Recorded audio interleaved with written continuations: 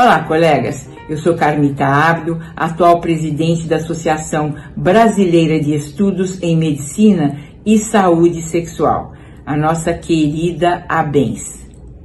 Quero dar as boas-vindas aos espectadores desse webinar da ABENS. Para quem não conhece, a ABENS é uma associação multidisciplinar de profissionais da área da saúde, com o objetivo de estudo, atendimento, atualização e educação continuada em medicina e saúde sexual. A associação reúne hoje os maiores nomes, não só da medicina, como também da saúde sexual, como médicos, psicólogos e fisioterapeutas. Isso tudo distribuído em 6 departamentos e 5 comitês. Os objetivos da ABENS são a produção científica, a educação continuada, a troca de experiências e, principalmente, a divulgação para o público geral de material e conteúdo ético e de bons profissionais. E esse é mais um evento do Passarela ABENS, que é uma sequência de encontros semanais, sendo nosso último ciclo de eventos abertos a todos. Ele se iniciou no dia 3 de fevereiro e vai até o dia 28 de julho desse ano, com o objetivo de apresentar a nossa associação para todos os profissionais da área da saúde que se interessam no estudo e no debate das questões relacionadas à medicina e à saúde sexual. A ABENS também é uma excelente oportunidade de networking entre os profissionais que trabalham com medicina sexual. Nos grupos exclusivos e privados de WhatsApp da ABENS, todos os associados têm a possibilidade de discutir casos reais das suas práticas diárias com as maiores autoridades nacionais da área. Se quiserem saber mais sobre a nossa associação, siga nossas redes sociais. Além da conta no Instagram, temos um canal da ABENS no YouTube e um podcast no Spotify, onde vocês encontrarão programações exclusivas e gravações de eventos prévios. Espero que todos aproveitem o evento de hoje e aproveitem a oportunidade para convidar todos aqueles que ainda não são sócios da ABENS para se juntar, então, à nossa associação. Para que se associar, basta mandar um e-mail para direçãoabens@gmail.com, tudo junto, sem o tio e o C cedilha, e dizer que quer se associar. Nossa secretária, então, responderá o e-mail com as orientações necessárias para tal. E agora, desfrutem mais um sensacional evento da ABENS. Uma boa noite a todos.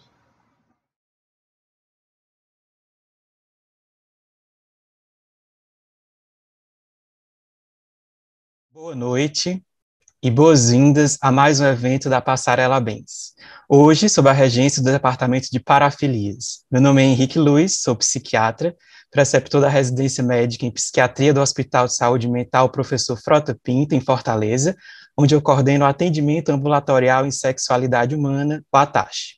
Eu e o César Dias de Oliveira iremos, no movimento que nós pretendemos que seja fluido, moderar e ministrar o webinar de hoje, que tem como tema Compulsão Sexual, da Teoria à Prática Clínica. Quero agradecer imensamente a oportunidade e o espaço para poder falar sobre um assunto que é tão intrigante e tão instigante e que ainda é pouco discutido, mesmo no âmbito dos estudos em sexualidade. Como é que o sexo, que se encontra associado de forma tão estreita à ideia de prazer e gratificação, pode levar o sujeito ao sofrimento, à angústia e até mesmo à autodestruição? E aqui eu evoco muito brevemente Freud, quando ele elaborou algo a respeito da repetição, mais especificamente sobre a compulsão à repetição. Muitas vezes, o sujeito ele se enreda em situações que, de forma repetitiva, o levam a algo que está para além do princípio do prazer, para algo que lhe arremessa ao mal-estar, ao pior. Então, o que é que está por trás desse complexo enlaçamento que pode ser até mortífero? Como é que isso aparece na nossa experiência clínica do dia a dia? Como é que podemos manejar esses casos? Para levantar essa discussão, eu e César dividimos o webinar da seguinte forma. César vai iniciar falando sobre os aspectos introdutórios, a epidemiologia e a etiopatogenia. Em seguida, eu retorno para poder apresentar o fragmento de um caso a fim de abordar o quadro clínico, o diagnóstico e o tratamento farmacológico. E, por fim, César regressa para fazer as considerações sobre a psicoterapia no tratamento da compulsão sexual. Enfim, com as preliminares devidamente feitas, passo a palavra para você, César. Obrigado, Henrique. Boa noite a todas, a todos que estão aqui com a gente hoje. Eu vou compartilhar minha tela, seguir o caminho que o Henrique já belamente introduziu. Primeiramente, né, eu sou César Dias de Oliveira, sou psicólogo, membro do Departamento de Parafilias da ABENS, sou formado e mestre pela USP, né, trabalho com questões de sexualidade, tenho interesse particular no habitar do humano nesse mundo, e acredito que a sexualidade ela é uma peça-chave fundamental para essa articulação. Começando aqui, introdução, né? Começo aqui com os vários nomes que a gente pode encontrar, a descrição de um comportamento sexual compulsivo, né? Ninfomania, satiríase, hipersexualidade, compulsão sexual, impulso sexual excessivo, transtorno hipersexual, desejo sexual hiperativo. Trago essas diversas palavras aqui, esses nomes, para dizer que, e para puxar um gancho também aqui, né, para falar sobre um breve histórico, né, dessa questão que eu pretendo abordar, pretendo, assim, esmiuçar e instigar um pouco mais hoje aqui, junto com o Henrique, que é, bom, no final das contas, né, qual é essa diferenciação entre gostar de sexo e o comportamento sexual compulsivo. Isso é uma questão aí antiga, eu coloco aqui na referência desse slide Foucault, né, que faz um belo resgate ali na história da sexualidade, referenciando a palavra ninfomania e satiríase, por exemplo, desde a mitologia grega, né? Por que eu trago isso? Trago isso pensando assim bastante nessa questão que acaba sendo uma questão antiga, né? Parece que desde antigamente já havia essa preocupação em, de algum modo, conseguir descrever, conseguir pautar o que é um comportamento sexual normal, por assim dizer, e o que é o excesso dele. Vou aqui pensar um pouco nas classificações atuais, obviamente, né, que entre a mitologia e aqui tiveram vários momentos dessa classificação e tratamento, né, um momento aí especial no século XIX, não me deterei. Tá? Pensando na classificação de hoje, do CID-11, esse comportamento, esse transtorno está dentro do guarda-chuva dos transtornos de controle dos impulsos, mais especificamente delineado aí como transtorno do comportamento sexual compulsivo. No DSM-5, ele está como transtornos sexuais sem outra especificação. Eu vou pegar essa via dos transtornos de controle dos impulsos, vou pegar essa via aqui, né, do transtorno do comportamento sexual compulsivo, explorar um pouco mais, abrir um pouco mais com vocês o que vem a ser essa ideia de compulsão, né, de compulsivo. O Oxford Living Dictionary traz para a gente uma definição, muitos artigos em inglês, tudo mais, eu fui pela definição do dicionário em inglês e eu usei aqui numa tradução, né, por minhas mãos. O termo compulsivo significa impulso, desejo e comportamentos que estão incontroláveis, fora de controle, opressível, irresistível, viciante e obsessivo.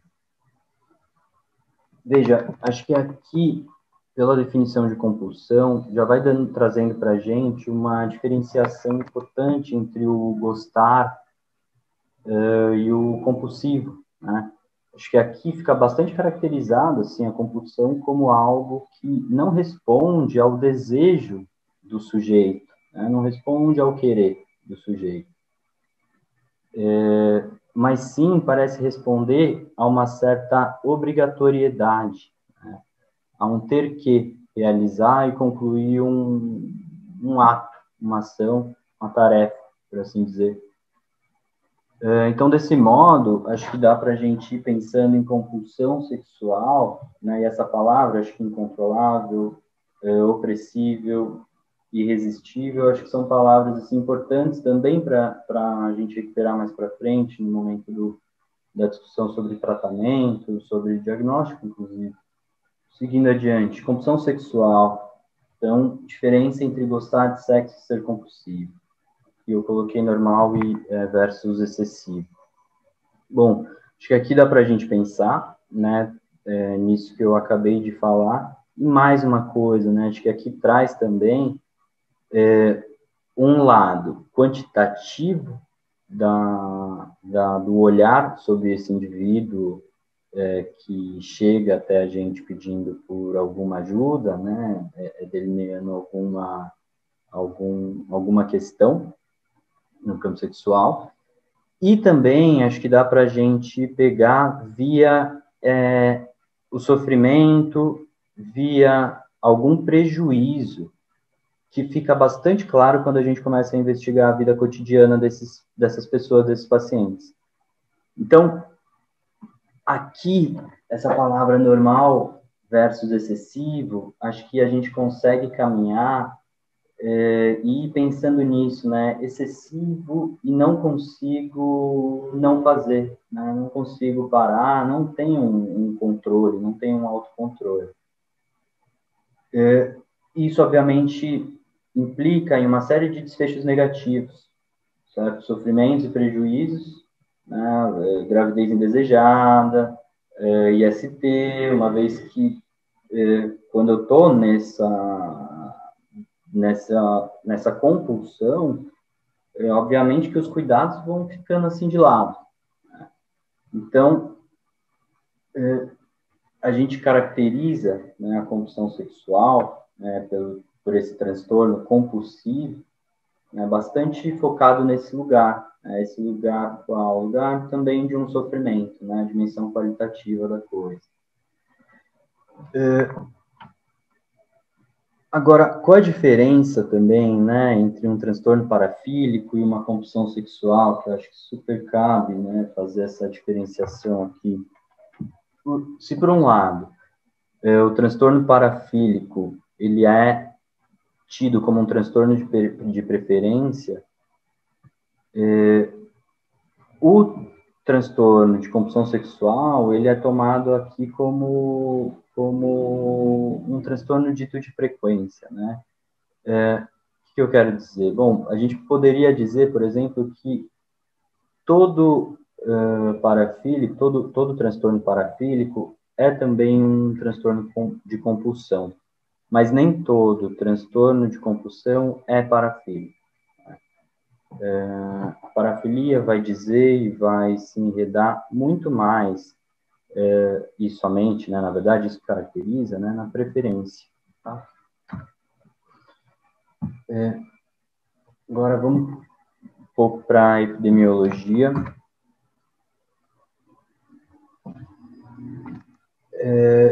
Dados bastante escassos, né? Acho que isso tem a ver, assim, né, com essa parte também um tanto moral da compulsão sexual, né? Essa parte moral, assim, que quanto mais moral, né? E, assim, obviamente que a gente sempre é atravessado por uma moral, e acho que até por isso, né, a importância de um delineamento super claro, e conciso sobre o que caracteriza o transtorno, para a gente poder ter um crivo e também poder avançar em pesquisas. Os dados escassos aqui, acho que dizem respeito, assim, bastante sobre uma certa dificuldade nos estudos, alguns estudos com uma ausência de questões importantíssimas, como o mais recente que eu coloquei aqui, que é o de levar em conta essa dimensão do subjetivo, né, do prejuízo, de como as pessoas se sentem, e outros estudos com um N muito reduzido, tá? Mas o que a gente tem aqui? Por hora, o que a gente tem aqui na população dos Estados Unidos, atingindo de 3 a 5% da população, o estudo é de 2010. Dessa porcentagem, 80% eram homens, 20% mulheres. Aqui em São Paulo, do professor Scanavino, coloquei aqui essa dimensão assim da orientação sexual. Apareceu aí, né, 17,5% bissexuais, 25,6% homossexuais, 56% heterossexuais. E nesse último, com um N muito mais amplo, 11% dos homens entrevistados relataram a comorbidade, relataram o transtorno de compulsão sexual, e 3% das mulheres entrevistadas relataram também. Acho que aqui mais um panorama assim, né, grande, um pouco mais aberto. Agora, a etiologia, né, da parte da etiologia, que a gente tem é que ela é multifatorial, e eu vou pegar principalmente dois fatores aqui. Os fatores psicodinâmicos e os fatores neurobiológicos. Vou me valer dessa construção que a gente fez um pouquinho, que eu fiz rapidamente ali sobre a questão da compulsão, sobre a questão de prejuízos e angústia. Sobre o aspecto da compulsão, eu coloquei aqui entre parênteses lida da intimidade. Eu separei em 3 grandes itens. Na verdade, 2, depois a mistura desses 2. O primeiro item, que é o aspecto da compulsão, o segundo sexual e o terceiro da compulsão sexual. Se, por um lado, o da compulsão, eu coloquei aqui como lida da intimidade, eu penso o seguinte, né, que o sujeito compulsivo é um sujeito que não se aprofunda nessas relações que ele tem. Né? Mais uma vez, o que está em jogo ali não é o relacionar-se com o desejo, é o relacionar-se com o ato. Existem os relatos de alívio, né, e não do prazer. Acho que essa é outra dimensão importante na hora de caracterizar essa compulsão. Vazio, indiferenciação de afetos, né, também aparecem aqui. Agora, sobre o aspecto sexual, dá para a gente pensar nos fatores assim da primeira e segunda infância que marcam o nosso e que estruturam o nosso modo de se relacionar com o mundo, com a gente mesmo, com o nosso prazer, com os outros, e que por muitas vezes a gente segue, como o Henrique trouxe, né, na introdução, repetindo algo, né? Essa passagem célebre, né, do Freud, repetir, talvez elaborar, né? Então, aqui a gente tem, assim, né, isso que eu coloquei como fratura emocional, né, trazendo uma ideia do Medard Boss, ali de 1949, que também coloca, né, essa ideia na psicodinâmica, assim, sobre uma fratura que, ainda que ela se reconstrua e tudo mais, fica algo ali, né?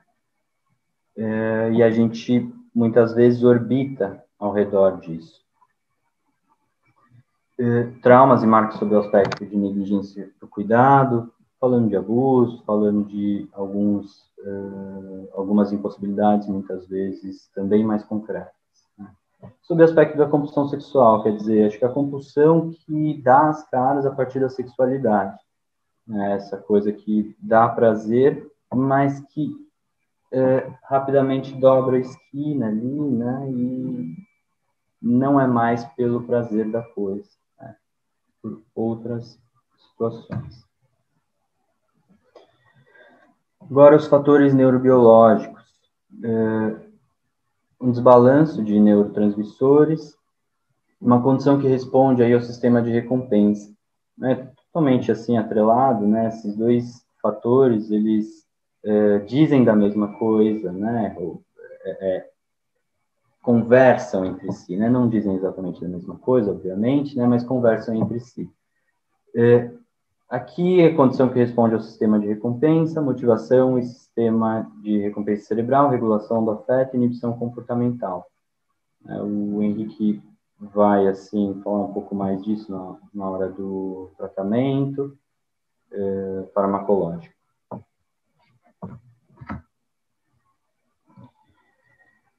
Agora, acho que introdução, um pouquinho de epidemiologia, um pouquinho de etiologia. Passo para o Henrique e volto no fim fazer uma consideração sobre o tratamento psicoterapêutico. Bem, dando continuidade, eu vou apresentar para vocês agora um fragmento, né, de um caso clínico, para a gente poder ter alguns comentários a respeito de outros aspectos, né, da compulsão sexual. Eu vou apresentar o caso de forma assim panorâmica, primeiramente, para vocês poderem ter uma visão mais geral, e aí, à medida que eu for falando dos aspectos, né, diagnósticos, quadro clínico, tratamento, eu vou resgatando alguns fragmentos, né, do caso para a gente poder debater, também. Então, eis o caso.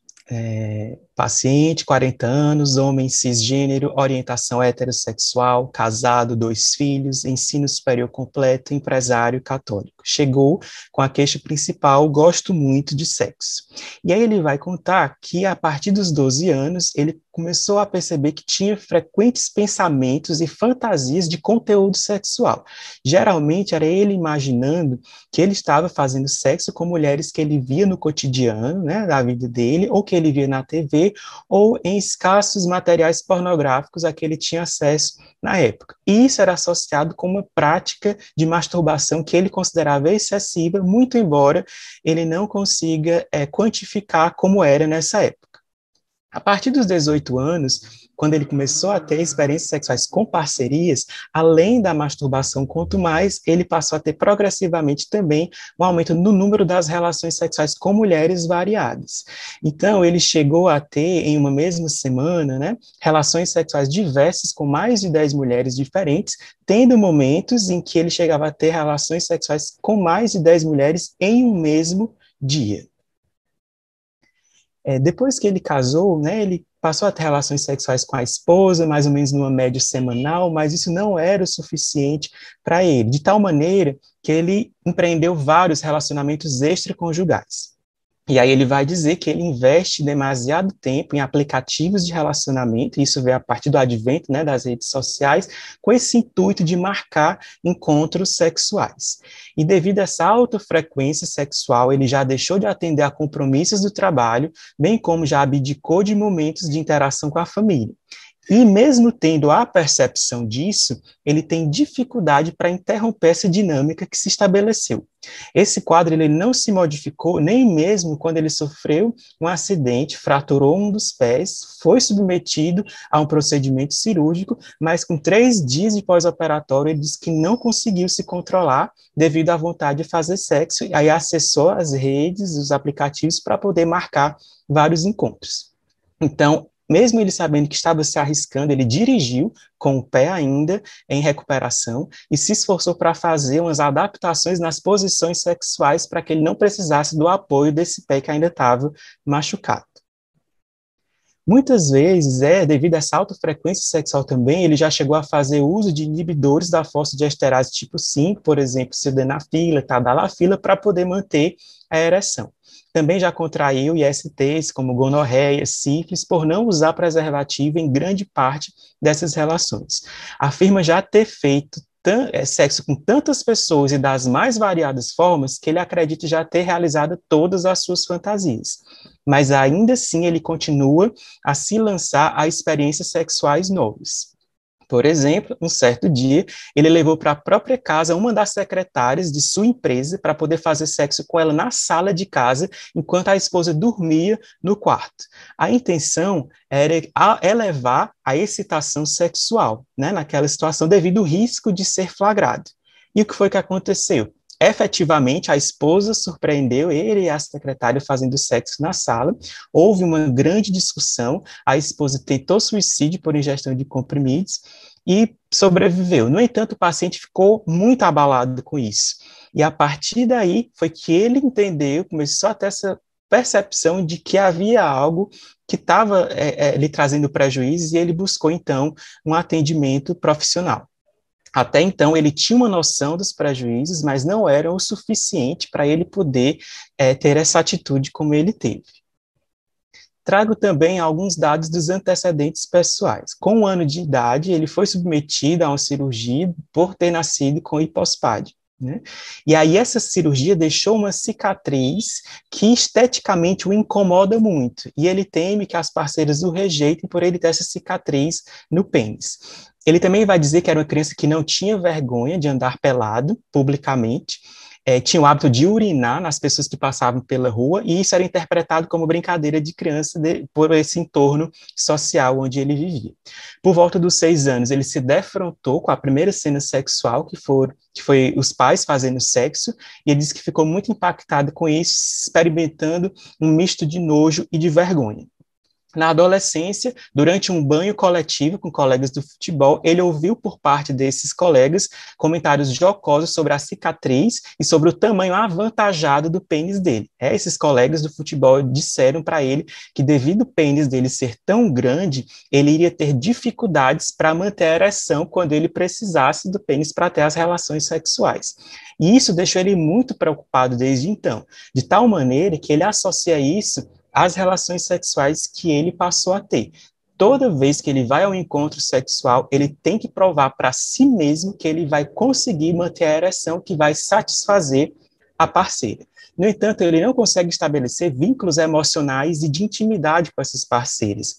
Isso dele querer satisfazê-las é mais no âmbito até meio narcísico, de ele se sentir poderoso, potente, por estar concedendo prazer para aquelas parceiras. Não necessariamente ele leva em consideração a subjetividade das parceiras com quem ele se relaciona.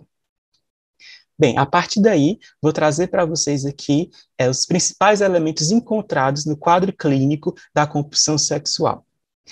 Esse quadro ele é marcado pela presença de fantasias, impulsos ou comportamentos sexuais frequentes e intensos, e que podem incluir uma busca compulsiva por parcerias, como a gente viu o paciente, né, a partir do instante que ele começou a ter relações com parcerias, ele passou a buscar de forma muito frequente, masturbação compulsiva, que também a gente viu, né, no caso do paciente, consumo exacerbado de filmes pornográficos, e aí o paciente também juntamente com a masturbação, tinha esse consumo pornográfico, mas também pode haver consumo de literatura erótica ou mesmo relações com profissionais do sexo. Pode haver também uso compulsivo da internet para excitação sexual, bem como outros atos sexuais repetitivos. Tais pensamentos, atos, comportamentos geram vergonha, culpa, desesperança, estresse e constrangimento no sujeito. E isso pode, inclusive, retardar o momento em que ele vai buscar o tratamento. Também, esse quadro interfere com a intimidade interpessoal e sexual, bem como com o funcionamento social e laboral. Muitos estudos apontam a dimensão da impulsividade, da compulsividade dentro desse quadro clínico. E é interessante a gente poder perceber que não necessariamente essas duas variáveis vão estar no mesmo nível a todo instante. Em um mesmo indivíduo, pode ser que haja momentos em que está predominando os pensamentos e os comportamentos mais de ordem impulsiva, e em outros momentos predomina mais os comportamentos que advêm de algo de ordem mais compulsiva. Né? Então, isso vai depender muito de que pensamentos, de que comportamentos, de que circunstâncias estão em questão para aquele sujeito. Também, esse quadro clínico ele pode se manifestar através de fissura, sensação de falta de controle sobre o comportamento, tolerância, em que a pessoa busca cada vez níveis mais altos de estímulo para poder ter a mesma gratificação que tinha antes, abstinência e taxas de recaída. Então, percebam que aqui já há uma aproximação da compulsão sexual com um quadro que remete à questão da adicção. Daí também essa condição ser conhecida como dependência de sexo ou adicção sexual. A gente viu na história, né, do paciente um momento em que a gente pode pensar na questão da tolerância, né, em que ele disse que já teve tantas práticas com tantas pessoas que acho que já conseguiu fazer todas as fantasias, mas ele ainda vai em busca de algo mais, de algo que desafie, de algo que possa aumentar, elevar ainda mais a potência dessa excitação. Aí a gente pode associar um pouco essa questão da tolerância. Trago aqui também para vocês essas fases da dependência sexual que foram estabelecidas por Patrick Carnes, que foi um dos pioneiros no estabelecimento, né, de métodos de terapêutica para as pessoas que sofriam dessa condição. Ele que cunhou esse termo dependência sexual. Então, essas fases são a fissura, a ritualização, a gratificação e o desespero. Na fissura, o indivíduo ele é tomado por um desejo muito intenso, por uma vontade elevada de se engajar em atividades sexuais. Ele fica absorto nesses pensamentos, chega a ter um estreitamento do campo cognitivo e ele fica meio que em um transe, pensando apenas naquilo. Seguido disso, vem a ritualização. Tentando associar, né, com o caso do paciente, naquele instante, né, no pós-operatório, né, da cirurgia do pé, a gente pode pensar que ele, quando disse, eu não conseguia me controlar em relação à vontade de fazer sexo, a gente pode associar com essa fase da fissura, né, do intenso desejo. E aí vem a fase seguinte, que é a ritualização. A ritualização é o estabelecimento de uma rotina de passos que o indivíduo cria, estabelece para poder chegar na próxima fase. Né? No caso do paciente, né, a gente pode imaginar que no instante que ele teve a fissura, ele foi em busca de executar os passos que ele costuma fazer para poder acessar as parcerias e exatamente esses contextos sexuais, que é usar os aplicativos e em busca de ver quem é que está disponível, onde é que ele vai pegar as parceiras, qual o motel que eles vão, onde é que ele pode passar antes para se masturbar, porque ele não vai conseguir se conter até chegar lá. Então, tudo isso entra dessa fase de ritualização, em que há um nível crescente de excitação, até que chega na gratificação, que é o momento em que o indivíduo não consegue interromper esse processo sem chegar à satisfação que ele busca. E, nesse momento, o indivíduo ele não leva em consideração as adversidades em que ele está envolvido. Então, ele fica alheio àquilo que pode fazer mal ou levá-lo a uma situação prejudicial, porque ele está em busca de obter a gratificação. Seguido disso, vem o desespero. Só fazendo associação também com o paciente, né, essa busca incessante pela gratificação, a gente pode observar no instante em que ele, mesmo correndo o risco de provocar um acidente automobilístico, porque ele estava com o pé operado, ainda mais o pé direito, que é o que ele usa mais assim para dirigir, ainda assim ele foi, porque ele estava em busca dessa gratificação, em busca de satisfazer esse desejo que o atravessou. Né?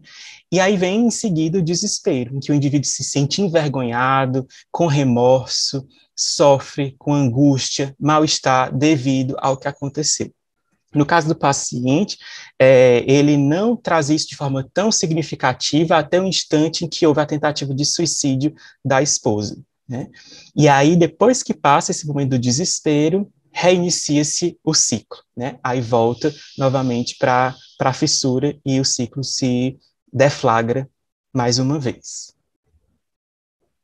Em relação ao curso, né, e ao desenvolvimento no transcorrer do tempo, o que é que a gente observa? Geralmente é um quadro que inicia no final da adolescência ou no início da vida adulta, com uma certa egossintonia inicialmente. Ou seja, o indivíduo ele não percebe que ali há um potencial de prejuízo. Ele sente um prazer porque ele está buscando a gratificação sexual. né? No caso do paciente que a gente viu, iniciou mais ali no início da adolescência mesmo e persistiu durante a fase adulta. Geralmente, a compulsão sexual apresenta-se de maneira crônica e progressiva, e muito eventualmente se manifesta de forma episódica ou multifásica, ou seja, tem momentos de remissão entre aqueles momentos mais críticos, né? A maioria dos pacientes relatam progressão gradual, crescente dos sintomas no decorrer de meses a anos. São muito comuns a ocorrência de práticas sexuais diversificadas, como sexo grupal, sexo a três, swing, sexo sob influência de álcool e outras drogas. A gente também percebe isso no caso, quando ele diz que já fez sexo com tantas pessoas e das mais diversas formas. A respeito disso, ele nunca quis entrar em detalhe comigo, né, para poder falar de forma mais minuciosa sobre essas experiências, né? Mas a gente pode ponderar aqui que, devido à busca de estímulos cada vez mais excitantes, muito provavelmente há aí uma variedade. E dentre essa variedade, né, de práticas, de desejos, de fantasias, há uma maior chance de haver interesses sexuais parafílicos concomitantes. Não necessariamente há a comorbidade com o transtorno parafílico, né, mas podem haver a presença, né, de interesses ou comportamentos parafílicos que podem aparecer de forma mais isolada. No entanto, pode ser também que exista a comorbidade entre a compulsão sexual e os transtornos parafílicos, né? Então, muitos teóricos consideram que os transtornos parafílicos têm sido considerados os vizinhos diagnósticos mais próximos da compulsão sexual. Embora a maioria das práticas sexuais das pessoas com compulsão sexual sejam consensuais, devido a essa busca incessante por estímulos cada vez maiores, pode ser que essas pessoas incorram em delitos. E aí a compulsão sexual funciona como um fator de risco para a incidência e reincidência de crimes sexuais, principalmente se estiver em comorbidade com os transtornos parafílicos.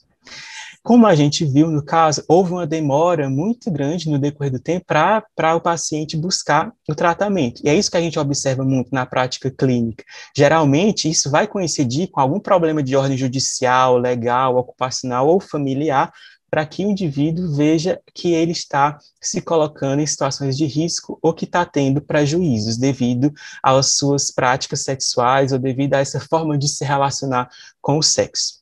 O tempo médio de busca para o tratamento é em torno de 7 anos, desde o início dos sintomas. No caso que a gente viu, percebam, iniciou no início da adolescência, com 12 anos, e ele só buscou tratamento com 40 anos. Falando um pouco agora a respeito do diagnóstico. Considerando os principais manuais diagnósticos existentes, o que é que eles nos trazem de referencial para a gente poder fazer o diagnóstico dessa condição? O César já trouxe, né, como é que essa condição, esse quadro se encontra no DSM-5 e na CID-11. No entanto, no DSM-5, o transtorno hipersexual que tentou a entrada, né, nessa versão mais recente, foi eliminado, né, não foi incluído.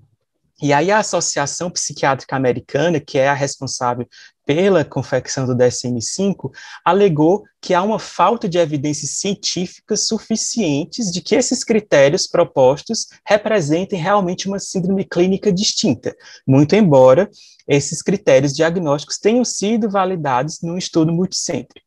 Um outro argumento que a APA utilizou foi que esse diagnóstico poderia ser utilizado de forma indevida para o diagnóstico em contextos forenses, por exemplo, para alterar, né, os processos de imputabilidade dos criminosos sexuais. Então, por fim, decidiu-se que o transtorno hipersexual não iria ser incluído no DSM-5.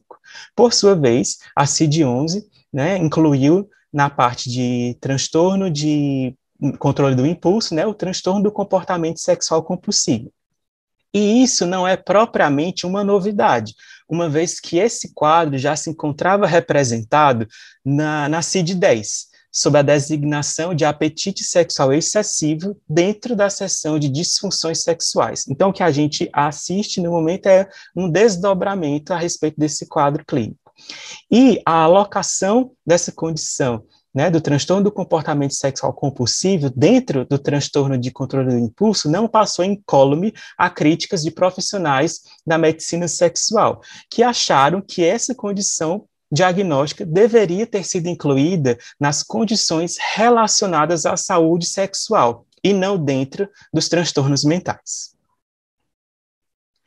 Muito embora o transtorno hipersexual tenha sido barrado no baile do DSM-5, eu trouxe aqui os critérios para que a gente tenha noção de como é que o Kafka, né, que foi quem que elaborou, né, esses critérios, o que é que ele pensou a respeito disso. Então, para o transtorno hipersexual, o que é que ele vai considerar para o diagnóstico? A presença de fantasias, impulsos ou comportamentos sexuais intensos e recorrentes, em que há um gasto de tempo significativo, de tal maneira que o sujeito coloca em prejuízo outros âmbitos da sua vida. Tem também aí os comportamentos ou os pensamentos sexuais como respostas ao humor disfórico, como irritabilidade, tristeza, tédio, né, angústia, ou resposta a eventos estressantes da vida, como separação, luto, desemprego, migrações, etc. Ou seja, como uma forma de coping, como uma forma de lidar com esses estressores. O transtorno hipersexual também tem como critério a presença de um padrão repetitivo desses comportamentos, a despeito do indivíduo estar se encaminhando para uma situação que vai lhe fazer mal, né? Porque há um prejuízo na capacidade de controlar esses impulsos. E aí, realmente, isso se estabelece de maneira repetitiva. Considere um período mínimo de 6 meses e também considere que é preciso ter sofrimento pessoal ou prejuízo em um ou mais âmbitos da vida. E aí, dentro dessa categoria do transtorno hipersexual, a gente pode especificar se ele vai se manifestar através da masturbação, da pornografia, do comportamento sexual consensual com adultos, através de sexo pela internet, sexo por telefone, frequência a clubes de striptease ou outros atos sexuais.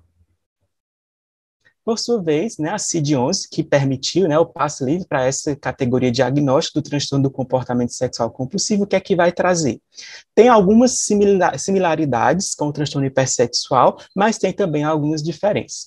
Aqui, como o próprio nome já denuncia, tem uma ênfase maior para o aspecto comportamental desse quadro, né? Então, o que vai ser levado em consideração como critério é a falha no controle de impulso que leva para o comportamento sexual repetitivo, diferente do transtorno hipersexual que considerava muito as manifestações do âmbito psíquico, como pensamentos, fantasias, preocupações.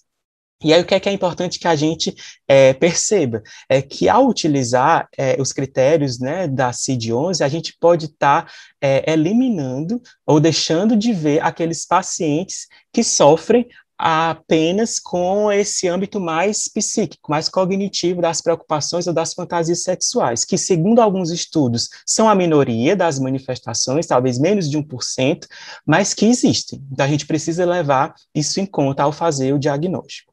Também considera, né, que os comportamentos sexuais sejam foco central na vida da pessoa, a ponto dela negligenciar outros âmbitos. Também leva em consideração os esforços mal-sucedidos para reduzir. Também leva em consideração a persistência, mesmo que o indivíduo se coloque em situações adversas, só que aqui há um diferencial. A CID-11 considera também que o indivíduo persiste nesse comportamento, mesmo que ele não sinta, que ele não derive nenhuma satisfação daquela prática sexual. Também tem que estar presente por no mínimo 6 meses, também tem que acarretar o sofrimento pessoal, ou prejuízos em um ou mais âmbitos da vida, e algo que a CID-11 considera, que o DSM, que o transtorno hipersexual não considera, é que o sofrimento não pode ser justificado apenas por um medo de julgamento ou uma desaprovação moral ou social dos pensamentos e das práticas sexuais. Sobre essa classificação, né, do transtorno do comportamento sexual compulsivo dentro do capítulo de transtorno de controle dos impulsos, além das críticas que eu já mencionei, por estar dentro, né, dessa categoria, também existem outras críticas que vão mostrar que quando se compara a questão da impulsividade com a população geral, as pessoas que têm o transtorno do comportamento sexual compulsivo não teriam uma impulsividade mais elevada.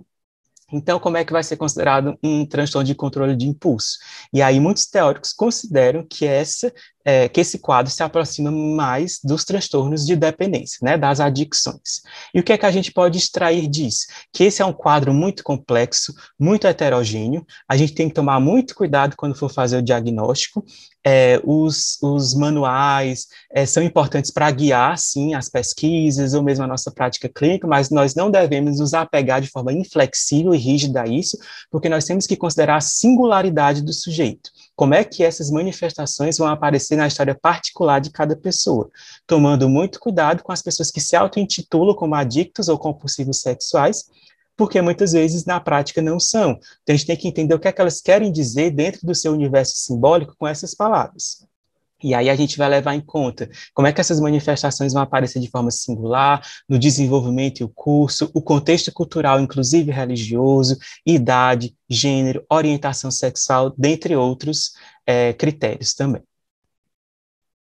Existem alguns instrumentos que são utilizados para medir e rastrear de forma mais objetiva, e aí eles vão variar conforme as suas propriedades psicométricas, também em relação à validade, confiabilidade, e aqui eu cito duas que existem em língua portuguesa, né, que é a Escala Brasileira de Screening de Dependência de Sexo e a Escala de Compulsividade Sexual.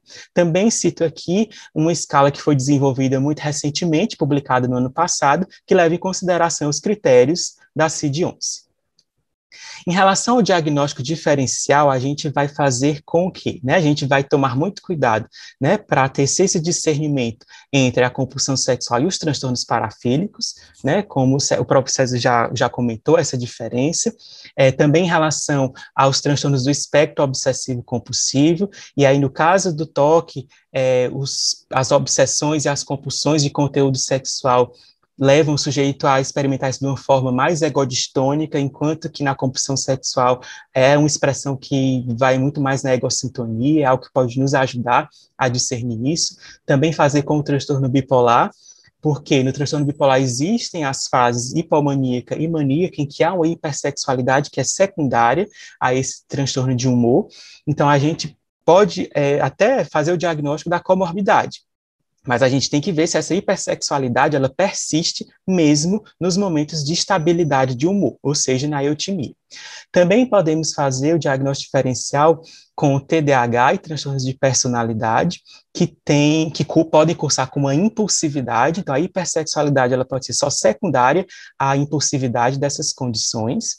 Também em relação aos transtornos do espectro autista, síndromes demenciais, lesões cerebrais orgânicas, que podem ter uma desinibição comportamental e a partir daí vir uma hipersexualidade sem necessariamente haver a compulsão sexual propriamente dita, né? E aí, quando consideramos as síndromes demenciais, lesões cerebrais orgânicas, temos que ver se há um comprometimento cerebral de áreas frontais, temporais, que muitas vezes cursam com essa desinibição comportamental, e aí vem a expressão da hipersexualidade. Devemos também fazer o diagnóstico diferencial com efeitos por uso de medicações, como medicações utilizadas para tratar a doença de Parkinson, e substâncias psicoativas, como as anfetaminas e a cocaína, que podem também deflagrar quadros de hipersexualidade. Em relação às comorbidades psiquiátricas, os estudos mostram que, quando comparados com as pessoas da população geral, as pessoas que têm a compulsão sexual, elas têm maior chance de terem uma outra condição psiquiátrica. Dentre elas, as mais comuns são transtorno por uso de substâncias, transtorno depressivo maior, transtornos de ansiedade, e aqui a gente encontra muito pacientes que, para lidar com a ansiedade, né, acabam se envolvendo, se engajando em atividades sexuais compulsivas, porque trazem um arrefecimento dessa angústia que a ansiedade provoca. Transtornos de ajustamento, TDAH, transtorno de controle de impulsos, TOC, transtorno afetivo bipolar, bulimia nervosa e transtorno de personalidade borderline. Então, essas são as principais comorbidades psiquiátricas citadas na literatura. Ora, mas não foi dito que há uma grande chance também de haver comorbidades com as parafilias?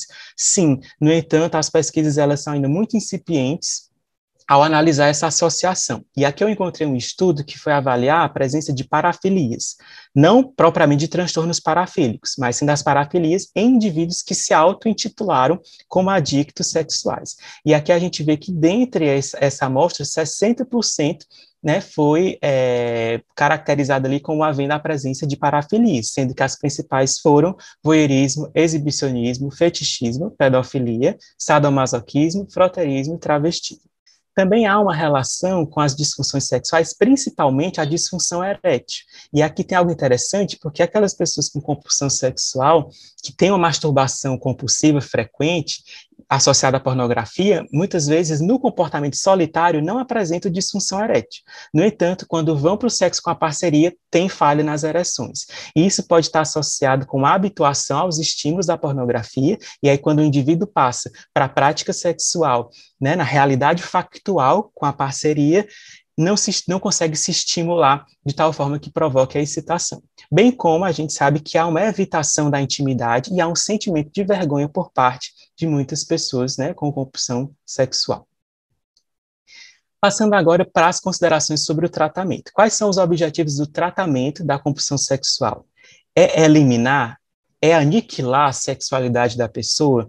É levá-la para um nível de abstinência plena sexual? Fazê-la ascender as montanhas e desfrutar uma vida de eremitas? Evidentemente que não. Né? O objetivo do tratamento é fazer com que essas pessoas se situem de forma distinta diante desses desejos e desses comportamentos que são problemáticos para ele, para que ele possa ter uma margem de escolha maior diante de algo que foge tanto do seu controle. E aí, nesse contexto, o tratamento farmacológico pode ter um papel importante. Dentre os esquemas comumente utilizados, cito os antidepressivos inibidores da recaptação de serotonina, estabilizadores de humor, antipsicóticos e naltrexona em monoterapia, podendo haver também as associações de SRS com estabilizadores de humor, antipsicóticos, naltrexona ou mesmo bupropiona. Nesse caso, a bupropiona poderia compensar algum efeito colateral sexual significativo que os antidepressivos trouxessem, bem como podem, de alguma forma, incrementar a neurotransmissão dopaminérgica no circuito de recompensa cerebral, fazendo com que esses indivíduos necessitem menos do engajamento nas práticas sexuais para obter gratificação. Vou falar um pouco mais detalhadamente sobre algumas dessas classes, né, como os antidepressivos e SRS. Por que é que eles são utilizados? Ora, nós sabemos que a serotonina é um neurotransmissor que regula negativamente ou de forma inibitória a função sexual. Então, pode ajudar no abrandamento da libido e, consequentemente, dos comportamentos sexuais. Mas também a serotonina, a neurotransmissão serotonérgica está muito associada com os mecanismos de controles de impulso. Então, havendo esse incremento na neurotransmissão serotonérgica, vai haver um maior grau de controle comportamental. Né? O uso dessas medicações apresenta um índice de melhora que oscila entre 50% e 90%, e observa-se um efeito de melhora sobre o comportamento sexual compulsivo, sem prejudicar a possibilidade do indivíduo ter outras vivências sexuais. Dentre os fármacos mais citados na literatura, encontramos fluoxetina, sertralina, paroxetina, fluvoxamina, e que muitas vezes são necessários os aumentos para doses mais elevadas. Em relação aos anticonvulsivantes estabilizadores de humor, são medicações que vão modular vários neurotransmissores em variados sítios, né, farmacológicos no sistema nervoso e que estão associados com esse melhor controle dos impulsos. Né? Também são muito utilizados naqueles casos em que há muita disforia associada à compulsão sexual. E aí podem ser utilizados, né, medicações como o topiramato, lamotrigina. Em relação à naltrexona, ela é uma medicação que é um antagonista opioide. E aí, fazendo isso, de fazer esse antagonismo, vai minimizar, vai embotar a liberação de dopamina no circuito de recompensa cerebral. E aí isso vai diminuir a potência, o poder do reforçamento que esse neurotransmissor causa, né, no cérebro, que está envolvido, né, com a função e o comportamento sexual.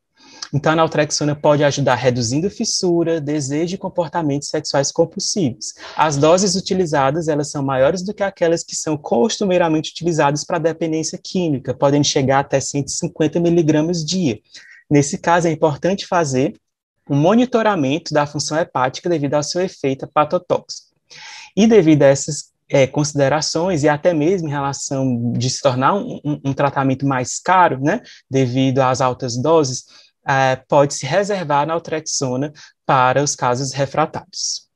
No caso do paciente, né, que foi apresentado, inicialmente foi prescrito sertralina e houve uma resposta inicial muito satisfatória no controle dos desejos, do comportamento. No entanto, ele teve um retardo ejaculatório muito marcante, que estava trazendo incômodo para ele. Então, foi substituído, né, a sertralina pela fluvoxamina, e aí foi possível haver, né, uma atenuação significativa da sintomatologia, sem que ele tivesse algum para-efeito colateral sexual significativo. E aí foi possível essa estabilidade, porque também foi associada à psicoterapia que ele foi encaminhado. E para ter seus comentários a respeito da psicoterapia, passo a palavra novamente para o César. Obrigado, Henrique. Bom, fazer umas considerações. Sucintamente, temos já para encerrar. Aqui. Bom, sobre a psicoterapia, quero trazer aí um estudo do ano passado, de 2020, sobre uma estratégia da terapia cognitivo-comportamental, né, denominada Internet Administered Cognitive Behavioral Therapy. Qual que é o ponto aqui? O ponto da psicoterapia no tratamento do transtorno compulsivo sexual, obviamente, é agir, assim, também colaborando com um controle, ampliando o campo relacional do sujeito, desconstruindo caminhos já feitos e já viciados do fazer a coisa, né? Então, entra, assim, bastante naquela questão, naquele ponto de todo o ciclo, né, do comportamento em si. Esse estudo do ano passado, ele trouxe, foi feito lá na Suíça, trouxe, assim, resultados ótimos, oferecendo estratégias comportamentais para regulação, para autorregulação dos comportamentos, né? Então, ele reduziu os sintomas, trouxe, assim, um maior bem-estar para os sujeitos, e no follow-up, depois, né, de 3 meses, mostrou que os resultados se mantiveram, né? Então, quer dizer, estratégias que não medicamentosas, né, estratégia psicoterapêutica, que conduziu aí, possibilitou o indivíduo se regular de um outro modo. A psicoterapia também, ela pega carona, sim, né, e toma esse cuidado da ambivalência frente ao tratamento, né? Se por um lado, o momento da busca por tratamento é um momento que tem muita angústia mobilizada, o que é ótimo por um lado, por assim dizer, né, porque impele o sujeito a, né, por outro, é extremamente, assim, avassalador, né, que geralmente é um momento, como o caso clínico que o Henrique trouxe, né, onde, assim, a situação já chegou num limite, né. Então, cuidar disso também é aí uma importância e algo que a gente leva em conta na hora de traçar um tratamento psicoterapêutico, né. Uma identificação, definição de objetos que precisa ser feita junto ao paciente e puxá-lo, assim, para essa parceria, né, seguir mobilizado, seguir investido desse tratamento, né, para isso traçar junto a ele metas realistas, sejam, assim, possíveis de alcançar, e tentando minimizar ao máximo o desapontamento com o tratamento, né, que é uma das coisas, assim, que ao irromper, quebra o vínculo, né, desanima, realmente afasta o sujeito desse tratamento, muitas vezes tão difícil de buscar, né, tão demorado para realizar a busca, por assim dizer. Acho que é isso, considerações aqui tanto ligeira sobre psicoterapia. Tá? Espero que vocês tenham aproveitado e que a gente tenha instigado um pouco mais o debate, que a gente tenha conseguido trazer assim luz um pouco mais a esse transtorno. Tá? Quero aqui deixar um convite para a semana que vem, dia 28/4, que vai ser o evento do Departamento de DAEM e Endocrinopatias, intitulado O Fascínio pela Testosterona versus Hormonofobia. Fica aqui o convite. Bom, toda quarta-feira, às 21h, seguimos fazendo os nossos eventos da ABENS. Muito obrigado pela atenção de todo mundo.